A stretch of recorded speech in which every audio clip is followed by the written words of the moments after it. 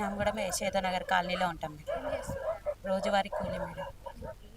సన్నబియ్యం వస్తున్నాయా? వస్తున్నాయి మేడం. ఎలా ఉన్నాయి? బాగున్నాయి మేడం. అవే తింటున్నారా అవే లేదా తింటున్నాం మేడం. అమ్ముతున్నారా? లేదు మేడం, అమ్మట్లేదా? అమ్మట్లేదు. అంతకుముందు కొనాలన్నా ఇబ్బందిగా ఉండేది. ఈ కాంగ్రెస్ ప్రభుత్వం వచ్చి నుంచి సన్న బియ్యం తినే అవకాశం వచ్చింది మేడం.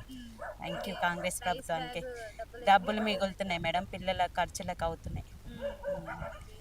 ఫ్రీ బస్ పెట్టారు కదా మహిళలకి, వెళ్ళేసి అవును మేడం, వస్తున్నారా? వెళ్ళేసి వస్తున్నాం మేడం. అంటే ఎప్పుడెప్పుడు అంటే కూలికి వెళ్ళేటప్పుడు వెళ్ళేసి వస్తున్నాం మేడం. దానివల్ల చార్జెస్ మాకు చాలా మిగులుతున్నాయి మేడం. ఓకే.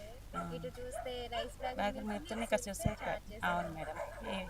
ఇంద్రమ్మ ఇల్లు శాంక్షన్ అయిందా? అయింది మేడం, ఇదే ఇల్లు మేడం. ఇదే ఇల్లు ఇల్లు కట్టించేస్తున్నారా? గవర్నమెంట్ కాంగ్రెస్ ప్రభుత్వం ఉన్నప్పుడే ప్లాట్ ఇచ్చారు మేడం. ఆ, ఇల్లు కూడా వాళ్ళే ఇచ్చారు, చాలా సంతోషం. చాలా సంతోషం. ఓకే ఎంత అయింది బిల్ వచ్చి? మేడం, ఇప్పుడు ₹1,00,000 పడినాయి మేడం. మళ్ళీ గోడలైన తర్వాత పడతాయి అంటున్నారు. అక్క చెల్లెలు కూడా సాయం చేయని టైంలో కాంగ్రెస్ ప్రభుత్వం చాలా సాయం చేసింది. చాలా ధన్యవాదాలు. రేవంత్ రెడ్డి గారికి ఏం చెప్తారు? మాకంటే ఇంకా మాలాగే ఉన్న పేదవాళ్ళకి ఇంకా ఇలాగే సాయం చేస్తూ ఉంటే మేము కూడా పేదవాళ్ళం అనేది మర్చిపోగలుగుతాం. థ్యాంక్ యూ గవర్నమెంట్కి. Thank you sir. ఓకే.